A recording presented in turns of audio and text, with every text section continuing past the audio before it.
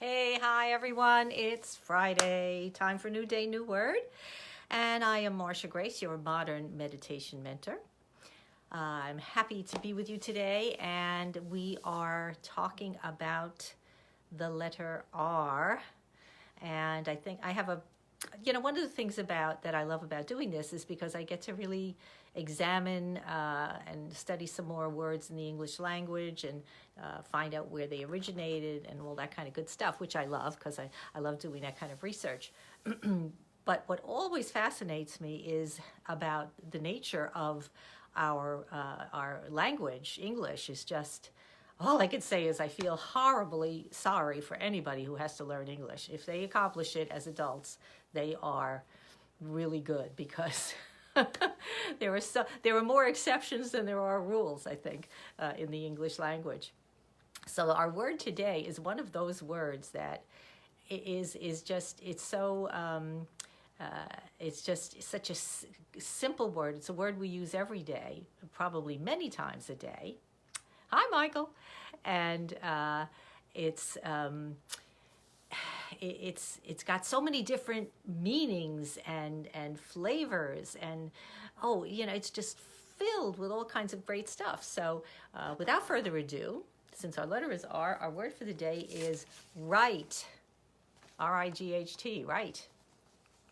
And I'm not even going to go into R-I-T-E, which sounds the same, but it's a totally different word. We're not going there today. We're going to stick with R-I-G-H-T, and because there's enough to say about that. So the word right. What's the first thing that comes into your mind when you think of the word right? And we'll get to that in a minute because it's probably right and wrong, right? I wouldn't be surprised. But I want to start off by saying, as I always do, where the word originates from. So the word has roots in the Latin, which is rectus, which means straight, and also in the Greek, which is origane, something like that, which means to stretch. And all languages have the main root language of all languages, believe it or not, is Sanskrit. That's the most ancient language that we have. Right. And the word right comes from that, from the word rigyati, if I'm saying it correctly, which means to stretch or straighten up, to stretch. So when you think about something is right, we stretch it to make it be correct, to fit into the right place or what have you. So that's kind of the interesting derivation of the word. Okay, so let's talk about the various different ways we could use this wonderful word. As a noun is a person, place, or thing, right? So as a noun, it can mean privilege, right? You have the right to go to this place. Authority, the freedom, and the power, that kind of thing. You have that right. You are able to do this thing for whatever reason, okay? And also having virtue. You're right. You're right. You're right. You're a righteous person. So you're right. You have virtue. You have privilege. You're moral. So all of those things say you are right. Then we have the verb, which means to right is to fix something. So to straighten it out, as we said from the original meaning of the word, to straighten out. And to make right, to repair something, to rebalance it. We talk about the ship rights itself, right? When the rudders right the ship on the water, and so forth. So that's another way a completely different way of looking at this word, to right, to correct, right? So, right, amazing, yes? Okay, and of course, as an adverb, which is the way I think we tend to use the word most, to be right, to be virtuous, to be moral and honorable, politically correct. Yeah, you're on the right. If you're on the right, you're politically, you may be conservative or orthodox in a sense. So is that way of looking at it. To be sound and accurate means to be right. To be appropriate, suitable, preferable, right? The right way to do this. People will say, oh, the right way to do this thing is this way, and that's how they'll tell you to do it.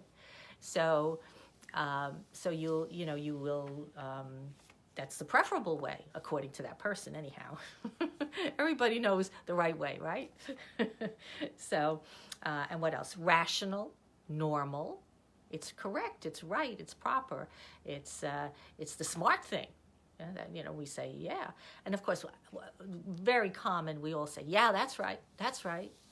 So we use the word all day long, do we not? All day long, in many different ways. And I think mostly from the sense of right and wrong. You're right, I'm wrong, whatever. We banter back and forth. And so it's a wonderful word that introduces so many different ideas and thoughts for us.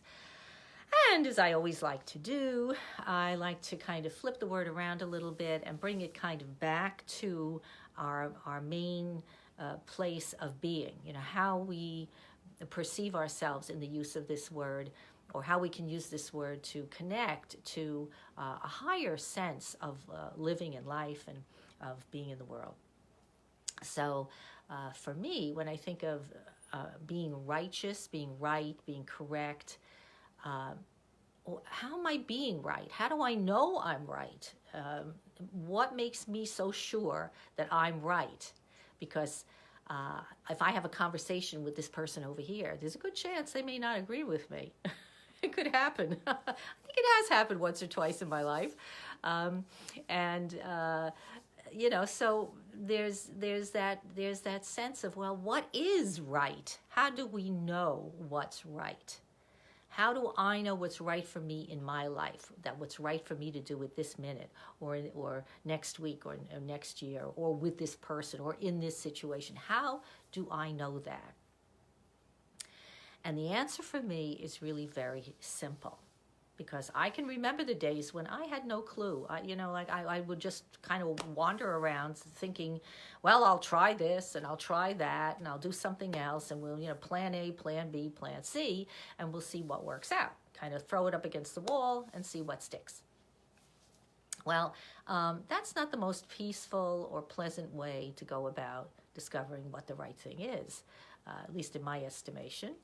So, what's happened to me over the years is I've learned how to I have developed and learned how to use a process, a morning routine that I do every morning that helps me set my day, that gets me on the right path, that starts me so that I can feel as though where I'm going in my day is going to set me in the proper channels that will give me whatever it is I need, or whatever I need to give other people, or whatever's going to move me ahead in my projects or whatever it is I'm doing.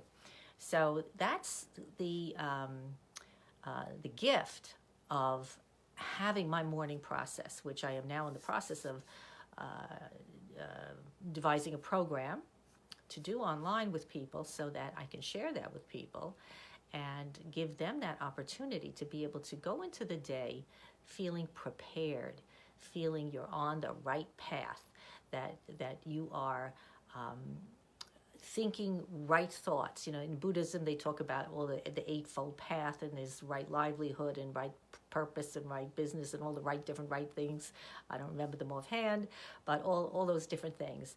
And that's how we want to live our day. If we truly want to be peaceful, if we truly want to feel that we are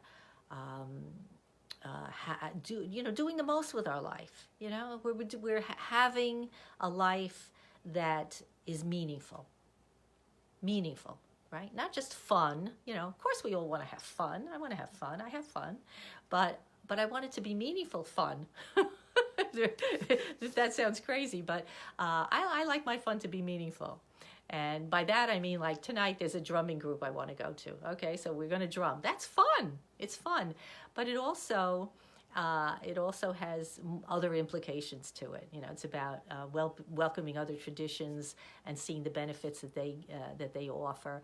and things like that. So, or going to museums or art exhibits, or I don't know, or going traveling, right, and seeing different people and the way they live and eating different foods. All of those things are part of right ways for me, because they're expansive and they're fun. Right? Being right should be fun as well as just being right. So, how do I accomplish this? I said I have this morning process, and it's very easy to say. I can tell you what it is in 2 minutes, but that's not the issue. The issue is not how easy it is, because easy it is.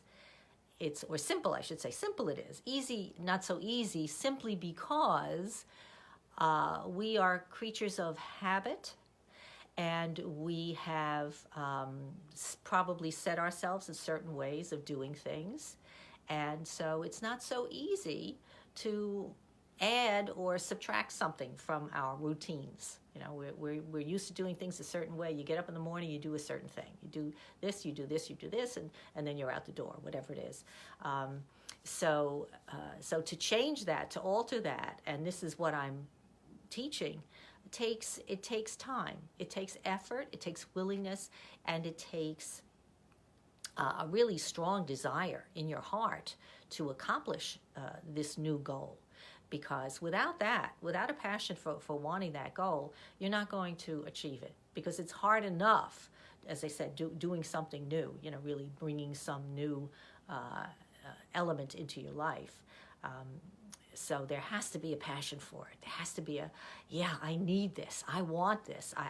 I know the benefit of this, and I know it's going to change my life. It's going to just open me up and make everything so much more exciting and wonderful. So stay tuned, because I will talk more about that as my program gets closer and closer to being available. And in the meantime, of course, what I'm talking about is learning how to meditate, right? How to meditate, but not the way we tend to think of meditation. I think I've said this before at other times, that we may have misconceptions about what meditation is, and that's why a lot of us are not able to do it. So I would ask you, if you haven't tried it before, if you've tried it and not succeeded, to allow yourself to have an open mind about it. And think, and to, if you've not succeeded, to say, well, maybe I had some preconceived notions that prevented me from being able to do it. So maybe I need to let those go so that I can see a new possibility. So that's all I'm going to say for today, because it's time to go. But I want to thank you for being with me. And if you like what I had to say, please, share something, some thought or whatever with me. And I hope to wish you a good week, and hope to see you again next week. Hi, Shane. Oh, glad you're here. Be well now, everyone. Bye-bye.